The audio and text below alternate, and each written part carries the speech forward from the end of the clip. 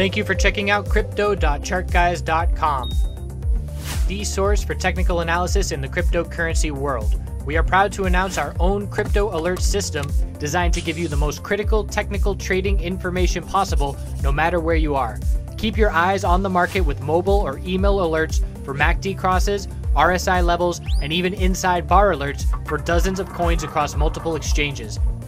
New features and proprietary ChartGuys indicators are already in development. Our alert system is very easy to customize and utilize, so don't hesitate to sign up for the most effective crypto trading tool on the market at crypto.chartguys.com. Hello everyone, hope you're doing well tonight, settling in from a wild 24 hours and things are slowing down right now. Some things I want to touch on before we get into the technical analysis of the big three, and certainly going to be charting BCH a lot more because now I have the ability to trade it, so certainly a lot more interested in the movement. But we're going to be keeping an eye on that as well. Before we get into that, some things I want to mention. Did a podcast with the Merkle again, the second one we've done. Uploaded that to the YouTube channel if you want to check that out. Just general discussion talking about the cryptocurrency space and a whole bunch of other stuff on the subject. The alert system, I mentioned it in the video halfway through, but just want to highlight that we are compiling the data for BCH for Coinbase, and we are adding that to the alert system. And we also just added Bitstamp as an exchange. We currently have 5 coins up there with the pairings you can see on the website, and I'm going to be adding more and continuing to add other exchanges as we go. One thing I want to touch on, a lot of obviously talk about Coinbase and potential insider trading and what went on with BCH and leaked information and shares running up. A lot of people in this space are not familiar with the stock market, so I just want to be very, very clear. This happens every single day in the stock market, and it's illegal in the stock market. It is not illegal right now. We are absolutely going to see insider trading all over the place. Insider information and trading has been happening since cryptocurrency trading started, and it's going to continue. If it happens every day, a place where it's illegal, if it's not illegal, we can't be that naive that we think it's not going to be happening. Just want to give an example. We had a former market member, one of the big boys in our membership group for a while, and he said to me, if you ever get any inside information, give it to me, I'll act on it. And that's coming from his experience knowing how small the task force is at the SEC to conquer the massive web of trading and the amount of inside information that goes on. So just saying that he was, from an inside position, and he was not concerned at all about breaking the law in that regard. So the fact that, people are surprised that this is happening on Coinbase, we need to assume that it's going to happen on every major announcement somewhere down the line. Another thing I want to touch on is a lot of people are new and just learning technical analysis. The past few days have been difficult with the downtrend and the dump and, dealing with all those emotions come up when these high stress situations.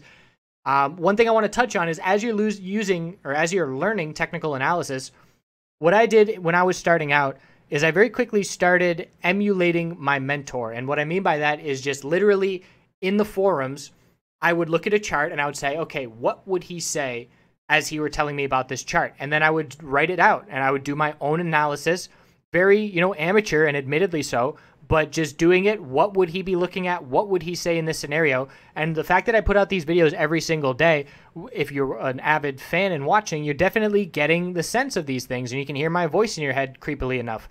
So if you use that and do your own analysis, I promise you it will help you. If you just write it out or talk it out even to yourself. Record, get a little mic and record even into your laptop or computer and just pretend you're doing your own analysis. And it's going to, sound pretty bad at first, but I promise you it will get better and it will help you. Since starting the Chart Guys 2.5 years ago, I am without a doubt hundreds of times a better trader than I was before I started. And that is just because I am teaching people and I'm constantly, saying these things over and over. And every time I do that, I'm reinforcing it within myself. And we've had this experience with Chart Guys James, who came on. He was a member and really knew his stuff. So he joined the team and he has said the same thing, that, he has become a better trader by helping other people learn. And now we have Dinsey, shout out to Dinsey in the chat room, doing a great job with crypto alts and the MJ sector. And she as well has been learning immensely and improving her trading by teaching others, explaining the concepts, and reinforcing them in her own brain. So, big three. Bitcoin dumped yesterday, and we saw a very significant bounce from the lows. We pointed out heading into the futures that this key support had been established. The long lower wicks were bullish off of this level, key support in the mid to upper 1300s. We held that level. So we did break this low of 1570. Ideally, the bulls would have held that, but they didn't. But the size of the wick, we closed above that point, and we saw a big dip down from the lows. It's not a red flag just yet. The bearish MACD cross did occur. Last time we had the bearish MACD cross was in our consolidation period back here, and we're seeing another consolidation period. So what's going to tell me as we head into the weekend over the next couple of days, the 4-hour chart is going to tell me whether we're heading back down to the mid-1300s or whether the bulls are going to recover as we have seen them do so many times and head back to the recent high. So what I am watching on this 4-hour time frame is the low of the dump, the high of the bounce. That was 17,890. Then we pulled back and formed a higher low at 15,694. So 15,694 is our higher low, and we're seeing that the bulls aren't really progressing much. We haven't seen 2 green candlesticks in a row. We still have a few lower highs that are very clear, and we can get a little bit more detail on the hourly time frame and see that, yes, we made a bull move and we broke some resistances, but since then, it's been a pretty decent pullback with some lower highs. So we can see a couple attempts that failed for the bulls and led to lower highs. So what I was watching for this morning on the bounce, and if you saw the video yesterday, pretty much played out perfectly in terms of the hourly equilibrium pattern. We were expecting the lower high. Got real close to the mic there. Sorry if I've been yelling at you. We got real close to the lower high. We pulled back and formed a higher low, and this was the equilibrium pattern that we were anticipating forming. So as I was sleeping, I woke up in the night to check on what was going on and looked at my phone and saw that it was the equilibrium pattern as anticipated, and I went back to sleep and slept through the whole night knowing that we weren't going to see anything happen until the morning at the earliest. So then this morning, we did see some bullish continuation and we broke some resistances. Now, that doesn't mean we're just going to shoot back up to the upside. We have to remember that at that point, we had already been going up for 5 or 6 hours and broken some resistances. That's bullish, but the fact that we had already been going up that amount of time, what I instantly did after I saw this break of this equilibrium pattern is go to the 4-hour time frame. And I looked at it visually, and these couple candlesticks had not formed yet, and we were still in the green up here. And I said to myself, okay, I said the same thing that I said on the hourly last night. We just bounced from the lows. We haven't established a higher low on the 4-hour time frame. We're seeing a significant bounce. The lower highs are approaching up here at 18,500, and I would anticipate a lower high to form. It's the same exact thing. Go back and watch that video yesterday. The same exact thing that I was doing on the hourly time frame. Because we're in a downtrend and we're recovering from a dump, the odds that the bulls are going to make a V-shaped recovery and get a break of that lower high are not likely. So we're looking for that lower high. So I zoomed out to the 4-hour time frame this morning. That was the same exact scenario, looking for that lower high because it's a V-shaped recovery and not anticipating to break the lower high pattern in a straight shot. We're going to have to establish a higher low on the way up. So that's what we have attempting to form, but we have not seen the bulls show up. Have to break these lower highs. And right now there's not a lot going on, and a lot of people are bored compared to the action we've had in the last 24 hours. I want to remind everybody, there is going to come a time where this is the everyday norm, this kind of volatility. And honestly, if you want adoption for anything in the cryptocurrency space, this has to happen. But it's going to be a real bummer when that happens for traders, and it's definitely going to become a swing trader and longer-term trader game. So enjoy this volatility while it lasts, but make sure you are educated enough to capitalize on it, and don't force trades before you're educated enough and comfortable, because there will be other opportunities, even if it's in other sectors. This technical analysis can be applied to anything, and there's going to be a lot of stuff to trade over the next 20, 30 years. So checking in on Ethereum, fairly similar situation. Daily chart still maintaining higher lows.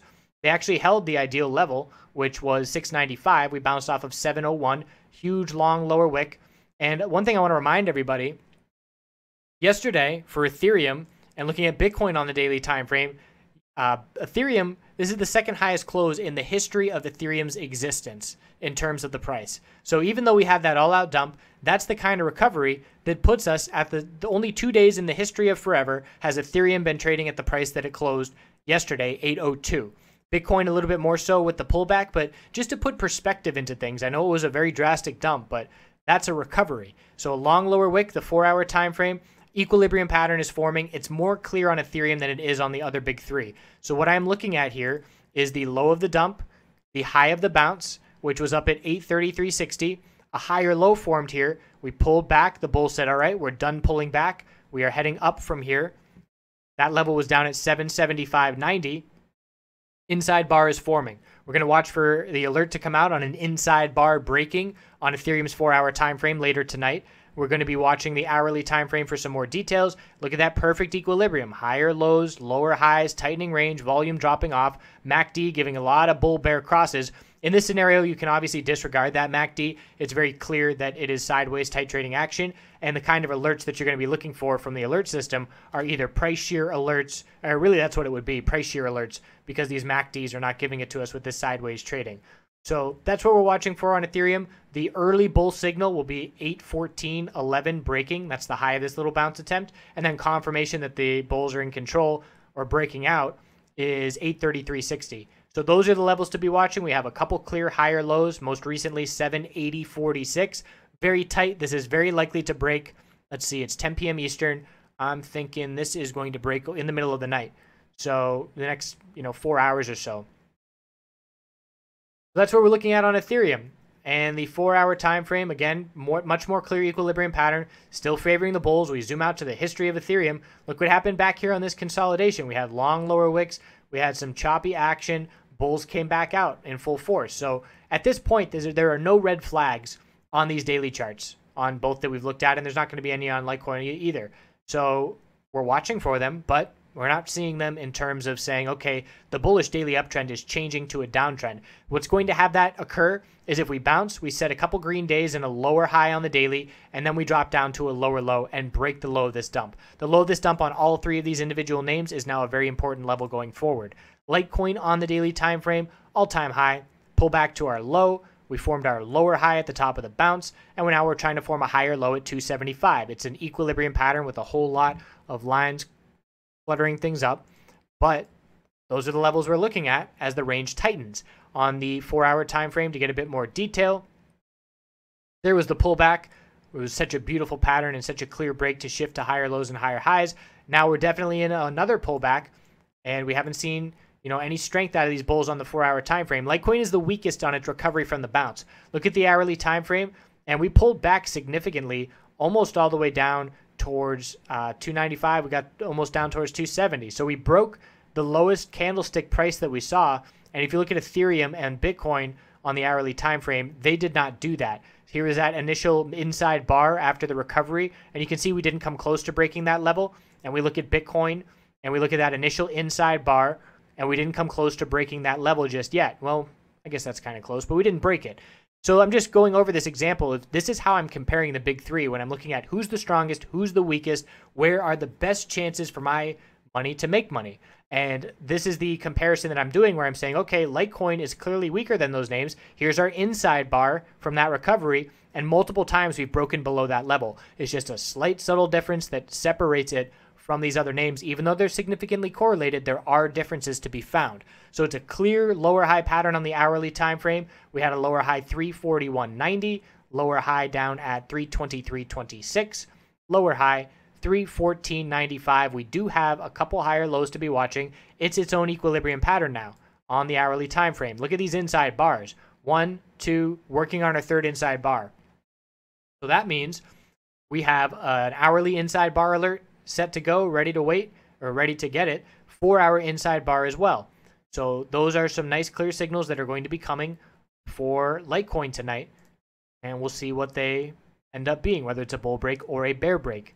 If it is a bull break, resistance are these lower highs every time the bulls were rejected. If it's a bear break, it's that important level, the low of yesterday. Right now, the odds favor a bull break, in my opinion, but I would not make any decisions based off of that. I would wait for the break, because when the break occurs, traders act on it and we get momentum behind it. And in that scenario, we can be profitable instantly when we enter a trade. Whereas if I'm entering a trade in the middle of a consolidation pattern, I have to wait around and monitor it more closely and be a little bit more concerned, because we're still choppy and we don't know which direction we're going to break. I'm never more confident that when an equilibrium pattern breaks bullish, I get in on the bullish trade and I look to lock in those gains fairly quickly. That is such an easy trade in terms of, yes, it's a scalp, and sometimes you leave money on the table because you don't let it run long enough for multiple hours to play out. But if you keep making those gains consistently and keep compounding profits and going with it, it adds up quickly, even though they're shorter term trades with less percentage. Because we have the kind of volatility we have in this sector, we get the kind of percentage moves that add up quickly when in a short period of time. It can happen in 5 minutes to 30 minutes. Whereas if you're in a stock market and looking at the big sector names, Facebook, Apple, all those names, sure, you have options to increase risk and reward. But if you're trading just common shares, you're not going to see these kind of moves. A 1 to 2% move is a big move on the day, and we can get that in 5 minutes in the cryptocurrency space. So again, it's an opportunity for traders. So that's all I got for now. I appreciate you watching. Oh, no, I don't. Wow. All right, let's go Bitcoin Cash. Sorry, I almost cut you off there. The Bitcoin Cash on the daily time frame is beginning to consolidate after a lot of action. We finally had GDAX open up.